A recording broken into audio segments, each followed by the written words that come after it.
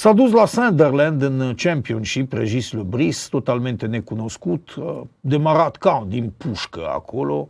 La un moment dat era pe prima poziție, finalmente s-a mai uzat un pic echipa pe parcurs, dar au reușit să prindă aceste meciuri de baraj și se așteaptă finala pe Wembley între Sheffield United și acest Sunderland, care va da cea de-a treia promovată în Premier League.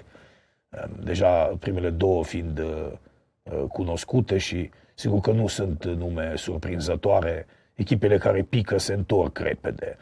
Am auzit asta cu Ben Sebaini, dar nu e un jucător de nivelul lui OM. În orice caz, nu avem de ce să-l invocăm prea mult. El era specialist în a-și da autogoluri când OM juca contra lui Rennes, de exemplu. Ben Sebaini a marcat de vreo 2 ori în proprie poartă în meciurile cu OM.